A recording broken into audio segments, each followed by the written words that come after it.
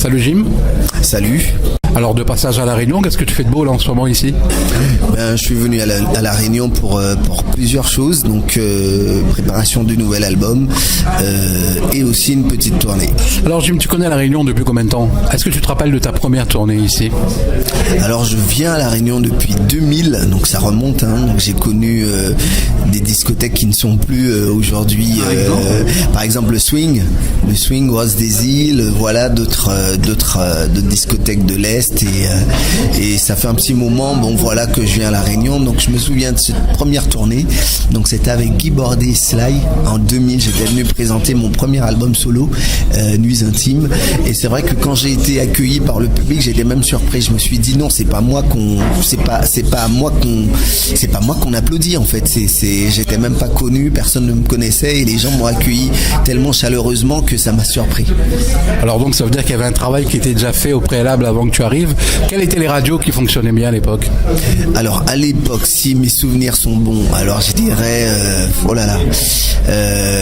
il y avait peut-être Exo, je sais pas, je sais pas si en 2000 Exo existait.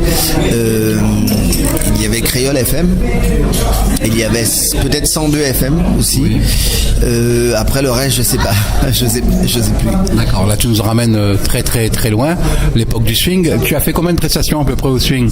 J'en ai fait plusieurs, puisque en fait à l'époque, effectivement, Georges Chagnoc était coproducteur des albums sur lesquels je participais et effectivement c'est lui qui organisait les tournées de La Réunion. Donc on venait pratiquement pour le swing, exclusivement pour le swing, je dirais. Alors, tu as connu l'époque du swing et tu connais aujourd'hui l'époque de l'Apollo par exemple. Est-ce que la clientèle a beaucoup changé ? Mais la clientèle bien sûr a beaucoup changé, la musique a beaucoup changé, donc la clientèle change aussi et effectivement si on devait remonter le temps jusqu'au swing en 2000, les choses se passaient différemment. Donc il y avait beaucoup plus de zouk en discothèque, il y avait beaucoup plus d'artistes, il y avait beaucoup plus de plateaux artistiques. Aujourd'hui effectivement le plus souvent je me retrouve seul sur scène, donc les plateaux se font rares et effectivement lorsqu'il y en a un, ça reste exceptionnel. Alors justement tu évoquais un peu de changement. Comment compares-tu l'époque, les années 2000 à l'année 2017 ? Est-ce que tu as vraiment senti ce changement ? Ah mais oui, j'ai vraiment senti ce changement déjà sur le plan artistique, puisque les choses se font différemment. Aujourd'hui, la musique, elle se fait différemment. Donc avant, on avait beaucoup plus de live, beaucoup plus de musiciens. Même en Sega, il y avait beaucoup de groupes qui se produisaient en live, en zouk aussi. Et aujourd'hui, la musique, elle a vachement évolué, elle a changé. Après, de toute façon, les temps changent, donc il faut que les choses évoluent. Mais c'était une autre époque. Non, je regrette beaucoup cette époque, mais ça ne veut pas dire qu'aujourd'hui, les choses ne sont pas belles, ne sont pas agréables. Effectivement, sur scène, lorsque je passe à l'Apollo, ça se passe toujours bien, donc je suis très content de revenir à chaque fois à La Réunion. Et j'ai presque envie de dire que tu fais partie de ces rares zoukeurs qui reviennent, parce que on en a vu beaucoup passer et beaucoup ne viennent plus. Ce qui se passe, c'est que effectivement, il y a eu tellement d'influences qui sont arrivées, donc Kizomba, Afrobeat, donc voilà, donc il y a une offre qui est vachement différente, beaucoup plus riche, donc effectivement on voit un peu de tout aujourd'hui. Et c'est vrai qu'à cette époque le zouk cartonnait un peu plus, c'est-à-dire d'un point de vue artistique, on voyait beaucoup plus de gens, beaucoup plus de musiciens, beaucoup plus d'artistes. Et aujourd'hui il y a des zoukeurs qui se permettent de faire peut-être autre chose et qui ont mûri, qui ont grandi et qui ont peut-être abandonné le navire. Justement, parce que toi tu es resté fidèle à toi-même, tu es resté fidèle à ton style musical et on te voit toujours. Comment expliques-tu ça comparé à d'autres artistes antillais ? Après, il y a aussi la technologie qui fait qu'on a d'autres outils. Nous avons YouTube, donc il faut aussi s'adapter, il faut faire des clips, il faut sur le plan esthétique, il faut être irréprochable. Enfin, on ne peut pas être parfait, mais il faut faire en sorte de bien faire les choses. Et c'est vrai que les réseaux sociaux montrent que les gens sont vachement sur le net. Donc les choses changent beaucoup. Donc il faut s'adapter. Et j'ai su, je pense, jusqu'à aujourd'hui, m'adapter, même s'il y a d'autres choses à faire, même s'il y a du progrès.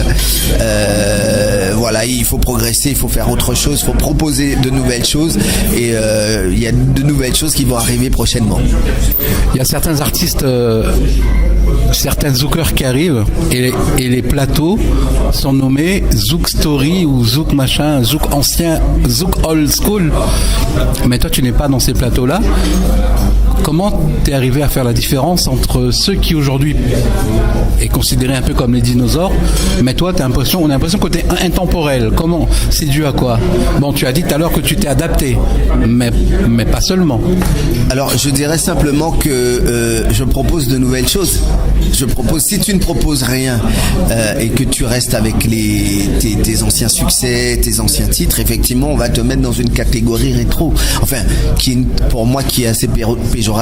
Donc maintenant il y a des artistes qui ne proposent plus rien de nouveau et qui ne font même plus de clips. Et aujourd'hui je pense que c'est une erreur. Bon, après je comprends certains qui n'ont pas eu cette habitude, mais je pense que faire un clip aujourd'hui c'est pas grand chose en fait. Donc on a du matériel avec Fano Design qui est sur La Réunion. Je travaille avec lui, il bosse le scénario, on fait un clip en une journée. On a des gens qui sont mobilisés et puis c'est pas coûteux en fait. C'est pas coûteux. La technologie fait qu'aujourd'hui avec très peu de matériel, on peut faire du bon boulot. J'ai vu le clip que tu as fait là-bas à Miami. Moi avec un BO avec Flav. Ouais. Comment tu fais pour réaliser des clips comme ça, comparé à d'autres justement? Est-ce que tu as la chance de rencontrer les bonnes personnes? Qu'est-ce qui fait que tu puisses aujourd'hui nous présenter un clip de telle qualité alors que d'autres ne le font pas? Il y a deux choses. C'est vrai qu'avant de contacter un réalisateur, je regarde ce qu'il fait sur Internet, enfin sur YouTube, et après je prends ma décision. Je me dis bon, lui, c'est lui qu'il me faut. Mais c'est vrai que quand tu réalises, en fait, quand tu prépares un clip, tu doutes, tu es dans une phase où tu te demandes est-ce que ça va plaire. Et moi, Vlé Kimbéo, quand je l'ai, on l'a travaillé ensemble avec le réalisateur. Il m'a proposé une première version que je n'ai pas aimée. Je lui ai dit de modifier ceci, modifier cela. Et quand il m'a envoyé le clip, bon, j'étais plus ou moins satisfait, mais sans pour autant penser que les gens allaient accrocher et aimer ce clip à ce point. C'est vrai, c'est ce qui m'a surpris en fait. C'est-à-dire que voilà la réaction des gens quand tu penses donner un minimum, mais tu te rends compte que les gens, quand le clip est sorti, les gens m'ont dit waouh, mais j'étais surpris moi-même, j'étais le premier surpris, je pensais pas que ça allait faire cet effet. Donc en fait parfois on fait des choses sans pour autant se mettre la pression et en se disant bon il n'y a pas de souci, ça va passer, et finalement bon les gens sont pas plus accrochés que ça n'accroche pas plus les gens que ça. Et puis sur Moi Vlé Kimbéo, je me suis dit bon voilà, on a fait un petit clip et finalement quand ça sort les gens sont surpris et agréablement. Et la belle nana, la belle petite latina là, c'est dans ce clip là? Non, c'est Sucré Salé. Tu l'as trouvée où cette nana? Alors Sucré Salé, c'est une latina qui vit à Miami, donc c'est une agence. Donc le réalisateur a fait appel à une agence. C'est une fille qui vit là-bas, donc qui a l'habitude des caméras. Donc voilà, c'est pour ça qu'elle est aussi à l'aise dans le clip. Ok, donc tu vas souvent aux États-Unis? Oui, j'essaie d'y aller dès qu'on m'appelle, puisque bon, c'est pas simple. Il faut organiser à chaque fois la tournée, il faut partir là-bas pour une date, c'est pas intéressant. Donc je fais en sorte de tout regrouper et d'y aller au moins 4 fois dans l'année. Donc j'aime beaucoup Miami, j'aime beaucoup la communauté haïtienne qui est un peu partout, Miami, Boston, New York, Atlanta, Washington, Philadelphia, et j'ai l'intention d'y aller encore en 2018, en début d'année. Alors justement, elle est comment la communauté haïtienne profite pour nous dire un peu, parce que c'est une communauté qu'on ne connaît pas à La Réunion?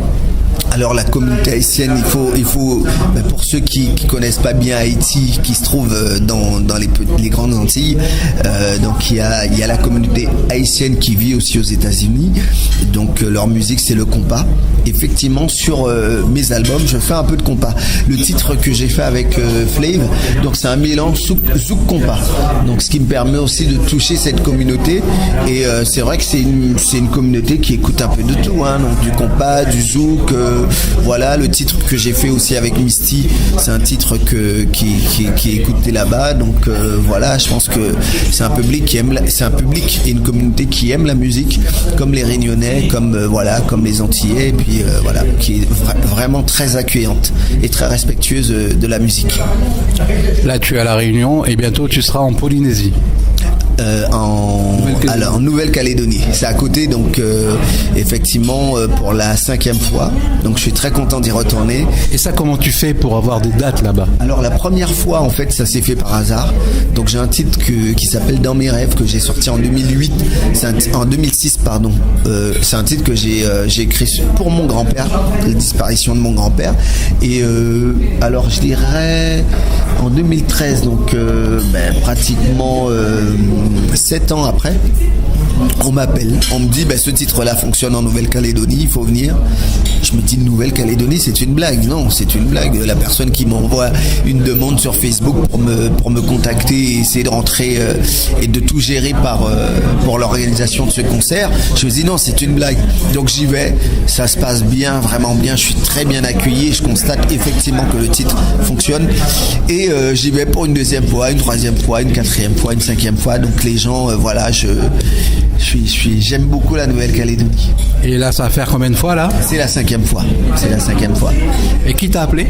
Alors là, c'est en 2016, pardon, là je me plante dans les années. En 2015, alors je suis parti, non, nous sommes en 2017, en 2016, donc je pars pour la Nouvelle-Calédonie, dans le nord, donc dans je dirais pas une tribu, parce qu'il y a beaucoup de tribus en Nouvelle-Calédonie, donc dans une ville qui est vraiment en brousse, en fait, on appelle ça la brousse, et effectivement je chante, ça se passe très bien. Le patron de l'auberge, en fait, est content. Il me dit Jim, le 31 décembre on te veut pour le 31 décembre 2017. Donc ça fait 1 an que la date est bloquée, donc il y en aura d'autres en Nouvelle-Calédonie, mais cette date là elle est bloquée, ça fait plus d'1 an.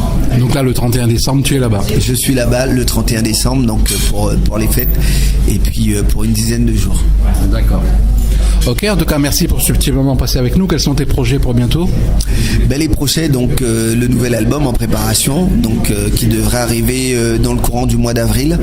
Et voilà, donc le nouvel album, d'autres prestations à venir, notamment du côté de Miami, comme je l'ai dit, et revenir à La Réunion, j'espère, assez vite.